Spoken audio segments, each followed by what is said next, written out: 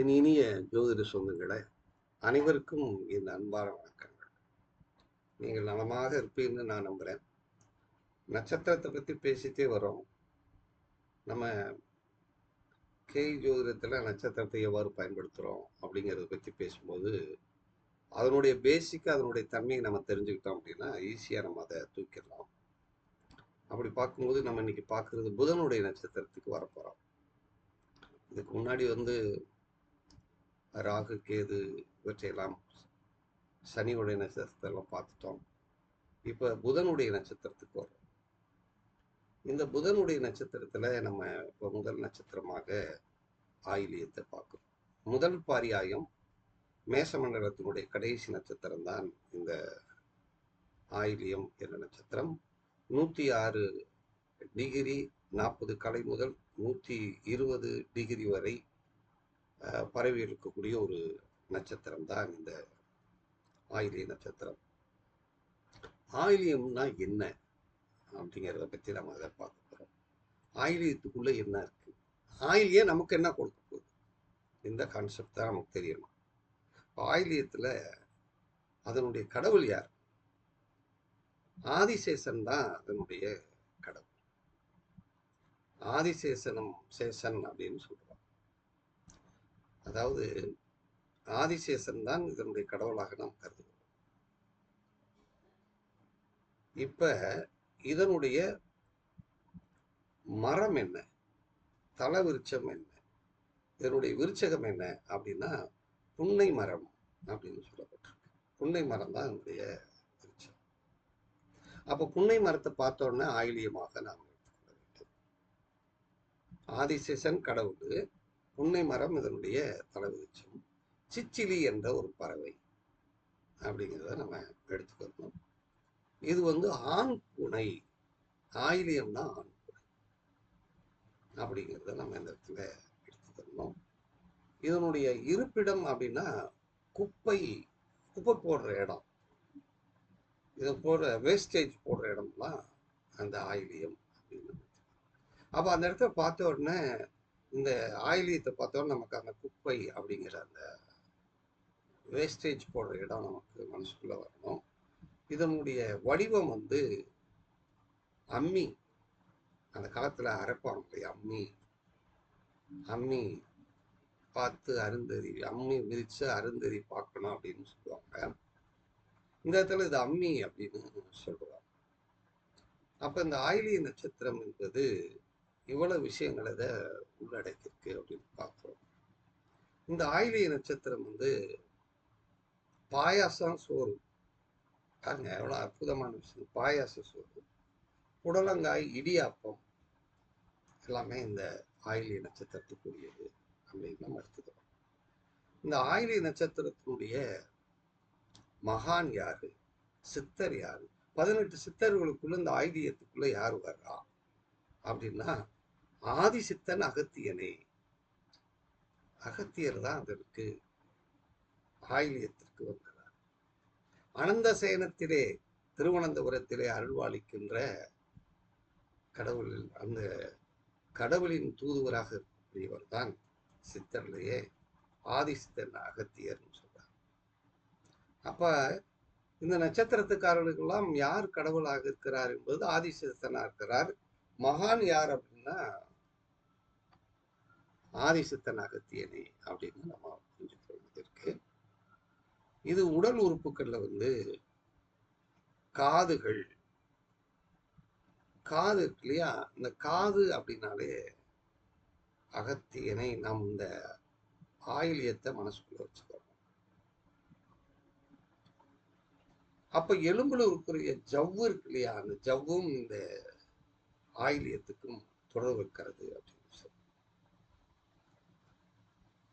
இதற்கு மூலிகை வெற்றிலை, மகாலட்சுமி அம்சமுள்ள வெற்றிலை தான் இதற்கு மூலிகையாக நம்ம எடுத்துக்கணும் அப்படின்னு நம்ம.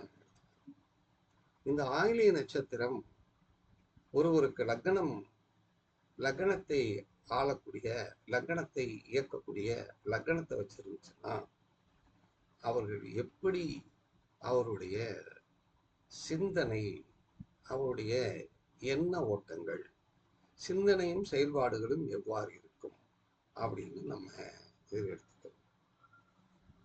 இப்ப ஆயிலை நட்சத்திரத்துல பஞ்சபூத ரகசியங்களையும் அறிந்தவர்கள்.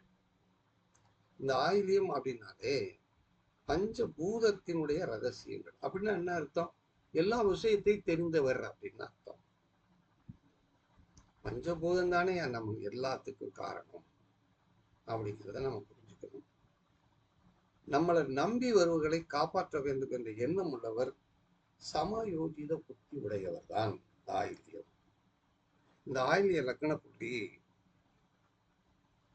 இது ஆண் பூனையாக இருப்பதனால் இது ஆண் பூனை. ஆண் பூனை இரவிலே எப்போதும் விழிப்பாக இருந்து கொண்டே இருக்கும். ஆயிலியம் என்ன செய்யும்னா ஆண் பூனை தங்காது, வீடு தங்காது. பூனை குட்டி போட்டோன்னா ஆண் பூனை வந்தோடனே அது ஓடி போயிடும். நம்ம வளர்க்கறதெல்லாம் பெண் பூனையைத்தான் வளர்த்துக்கிட்டு இருக்கோம். இது வெளியே போய் வெறுகாக மாறிவிடுமா. கிராமத்துல சொல்லுவாங்க அது வெறுகுப்பா அப்படின்னு சொல்லிடுவாங்க. இந்த ஆண் பூனை கூரை மேலையும் காட்டுல போயும் வேட்டையாடி மாறி இருக்கும். வீரம் அதிகமாக இருக்கும். தன் இணையை தேடித்தான் வரும். அது ஒரு சவுண்டு விடும். அந்த சவுண்டுக்கு இந்த பெண் ஒரு சவுண்டு விடுங்க, அது அப்படியே வந்துடும். அதனாலதான் பெண் பூனை பார்த்தோம்னா மலம் கழித்த உடனே அதை மூடி வச்சிடும். அது இந்த வாசனை கண்டுபிடிச்சு வந்துடும் அப்படின்றதுக்காக இவ்வாறு செய்கிறது. பூனை என்பது பாசம் உள்ளது, விழிப்போடு இருக்கக்கூடியது அப்படின்னு நம்ம இப்போ ஆயிலியம் எப்பொழுதுமே ஆதிசேஷனாக இருப்பதனால் ஓய்வு எடுக்கக்கூடியவர் அப்படிங்கிறதும். ஆதிசேஷன் எப்படி இருப்பார்? ஆதிசேஷனுடைய நிலை என்ன அப்படின்னா படுக்கை தானே. அதனால ஓய்வு எடுக்கக்கூடியவர், அறிவாளி, எதிர்பாராத நேரத்துல எதிரியை வீழ்த்தக்கூடிய வல்லமை உண்டு அப்படின்னு சொல்றார். எதையும் எளிதில் மறக்காதவர், சூழ்நிலைக்கு தகுந்தவாறு மாற்றிக்கொள்வார், எளிதில் உணர்ச்சி வசப்படக்கூடியவர். இவர் புதன் கிரகம் தான். ஆனா இந்த ஆயிலியம் என்பது புதன் ஆயிலியம் என்பது எளிதில் உணர்ச்சி வசப்படையக்கூடியவாகவும் விமர்சனங்களை தாங்காதவராகவும். விமர்சனங்களை தாங்க மாட்டார். தன்னை யாருமே எதையும் சொல்லக்கூடாதுன்னு நினைக்கிறது தான் ஆயிலியம். காம உணர்வில் பிறரை திருப்திப்படுத்த வேண்டும் என்ற எண்ணம் உண்பவர். இந்த ஆயிலியம் எப்படிப்பட்டனா அது ஆதிசேஷன் பாம்பு, திருப்திப்படுத்த வேண்டும் என்று, பூர்த்தி அடைய வேண்டும் என்று, யாரோடையும் எளிதிலே பழகக்கூடிய வல்லமை இவருக்கு உண்டு. இவருக்கு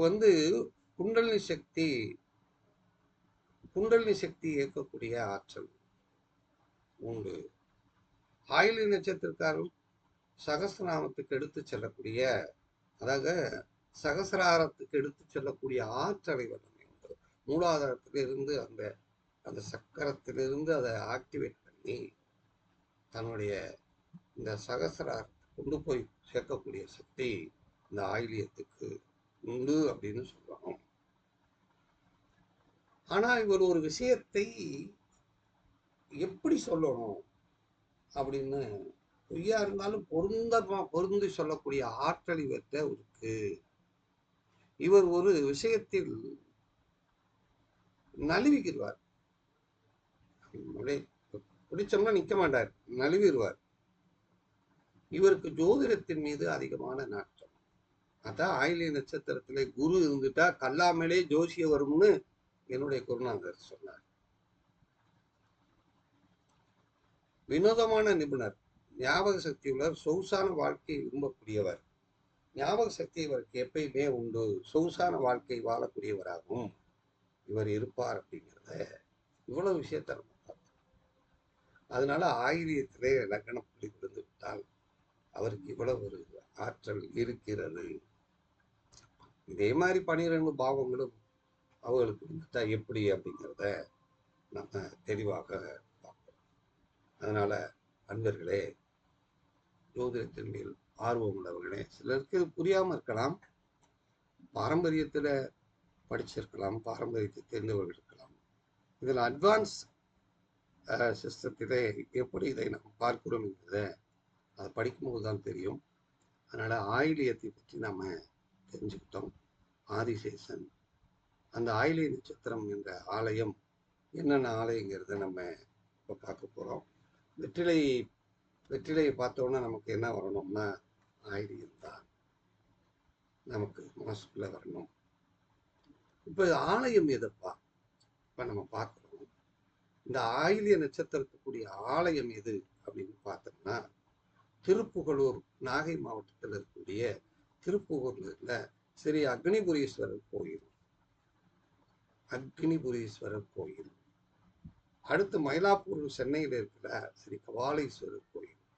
அப்ப மயிலாப்பூருக்கு நம்ம போகணும்னா ஆயிலிய நட்சத்திரம் நம்ம மனசுல வரணும். மயிலாப்பூர் போனோடனே இந்த கபாலீஸ்வரர் கோயில் போனோம்னா ஆயிலிய நட்சத்திரம் அப்படிங்கிற திருப்பிரம்பியம், தஞ்சை மாவட்டத்தில் உள்ள திருப்பிரம்பியத்துல ஸ்ரீ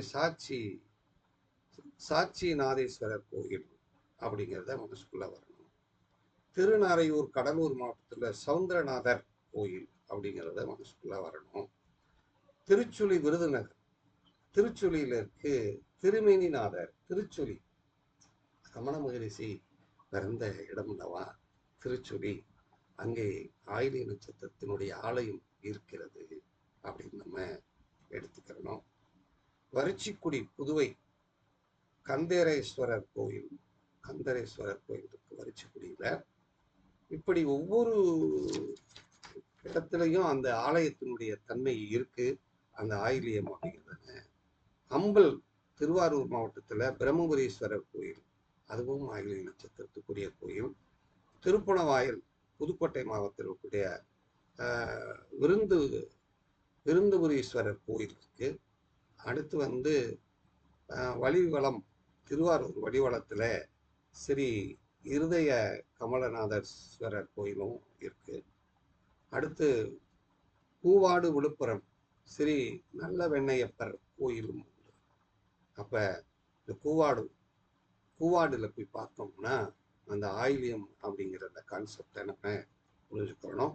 ஆயிலியத்தை பற்றி நம்ம கோயிலை சொல்லியாச்சு, தலவரிசை சொல்லியாச்சு, அதனுடைய மரங்களை பற்றி பேசிட்டோம், விலங்குகளை பற்றி பேசியிருக்கோம், பறவைகளை பற்றி பேசியிருக்கோம்.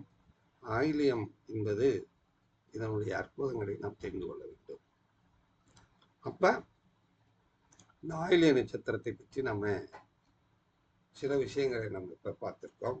அதனால அன்பு தோழர்களே, இந்த ஆயிலியத்தில் நமக்கு தொடர்பு ஏற்பட்டு விட்டால் அதை என்ன செய்யணும் அப்படிங்கிறத, எப்படி ஆக்டிவேஷன் பண்ணணுங்கிறத தெளிவாக படிச்சிட்டோம்னா நமக்கு தெரியும். நண்பர்களே, அனைவருக்கும் என் அன்பான வணக்கங்கள். வாழ்க வளமுடன். வாழ்க.